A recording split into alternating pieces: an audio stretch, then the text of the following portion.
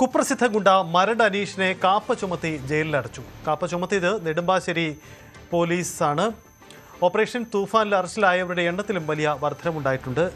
ആദ്യം ഈ മരട് അനീഷിനെതിരായ നീക്കം എന്താണെന്ന് നോക്കാം. നവമി ദിനേശ് നമുക്കൊപ്പം ചേരുന്നു. നവമി, വളരെ പ്രധാനപ്പെട്ട ഒരു നീക്കമാണ് കാപ്പ ചുമത്തിയുള്ള അനീഷ് നീക്കം. എന്താണ് ഈ നടപടി? എന്തായിരുന്നു പോലീസിന്റെ നീക്കം? സജിത്ത്, നമുക്കറിയാം കഴിഞ്ഞ ദിവസമാണ് ഒരു സ്പായിൽ കയറി ജീവനക്കാരെ ഭീഷണിപ്പെടുത്തിയ കേസുമായി ബന്ധപ്പെട്ട അനീഷിനെ വീണ്ടും പോലീസ് കസ്റ്റഡിയിലെടുക്കുന്നത്. അതിനു മുൻപ് അനീഷ് രക്ഷപ്പെടാൻ ശ്രമിച്ചിരുന്നു. മൈസൂരിലേക്ക് രക്ഷപ്പെടാൻ ശ്രമിച്ചിരുന്ന അനീഷിനെ പോലീസ് അറസ്റ്റ് ചെയ്യുന്ന ഒരു സാഹചര്യമായിരുന്നു. നെടുമ്പാശ്ശേരി പോലീസായിരുന്നു അന്ന് അനീഷിന്റെ അറസ്റ്റ് രേഖപ്പെടുത്തിയത്. അതിനുശേഷം നിരവധി കേസുകളാണ് നമുക്കറിയാം. കേരളത്തിലും തമിഴ്നാട്ടിലും കർണാടകയിലുമായിട്ടൊക്കെ നിരവധി കേസാണ് മരട് അനീഷിനെതിരെ ഉണ്ടായിരിക്കുന്നത്. കുപ്രസിദ്ധ ഗുണ്ടയാണ് മരട് അനീഷ്. ഒടുവിലാണിപ്പോൾ നെടുമ്പാശ്ശേരി പോലീസ് അറസ്റ്റ് ചെയ്ത് കാപ്പ ചുമത്തി വിയൂർ സെൻട്രൽ ജയിലിലേക്ക് മരട് അനീഷിനെ മാറ്റിയിരിക്കുന്നത്.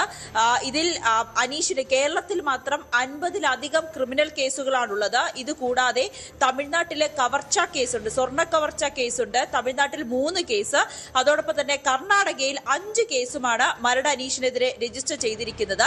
ഈ കേസുകളെല്ലാം പരിഗണിച്ചുകൊണ്ട് തന്നെയാണ്, ഈ കേരളത്തിലുള്ള 5 കേസുകളുമൊക്കെ പരിഗണിച്ച് തന്നെയാണ് മരട് അനീഷിനെ കാപ്പ ചുമത്തി ഇപ്പോൾ വിയൂർ സെൻട്രൽ ജയിലിലേക്ക് മാറ്റിയിരിക്കുന്നത്. അതിനിടയിൽ അന്ന് വിയൂർ സെൻട്രൽ ജയിലിൽ വെച്ച് അനീഷിനെ വധിക്കാനൊക്കെ ഒരു ശ്രമം നടത്തുന്ന ഒരു സാഹചര്യമുണ്ടായി.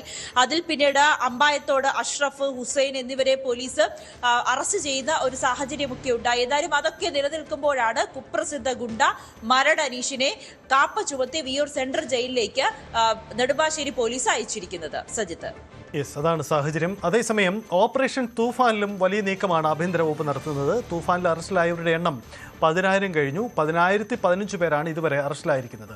ആകെ രജിസ്റ്റർ ചെയ്തിരിക്കുന്നത് 9,280 കേസുകളാണ്. ഏറ്റവും കൂടുതൽ കേസുകൾ രജിസ്റ്റർ ചെയ്തത് കോഴിക്കോട് സിറ്റിയിലാണെന്ന് പ്രത്യേകതയുമുണ്ട്. നവമി ദിനേശ് നമുക്കൊപ്പം തുടരുന്നുണ്ട്. നവമി, തൂഫാനിലെ അറസ്റ്റിലായവരുടെ എണ്ണം കൂടുകയാണ്. വലിയൊരു നീക്കമാണ്, ഏറെ അഭിനന്ദിക്കപ്പെടുന്ന നീക്കമായിട്ടാണ് ഇത് പൊതുവിൽ കരുതപ്പെടുന്നത്. എന്താണ് ഇപ്പോൾ പുറത്തുവരുന്ന കണക്ക്?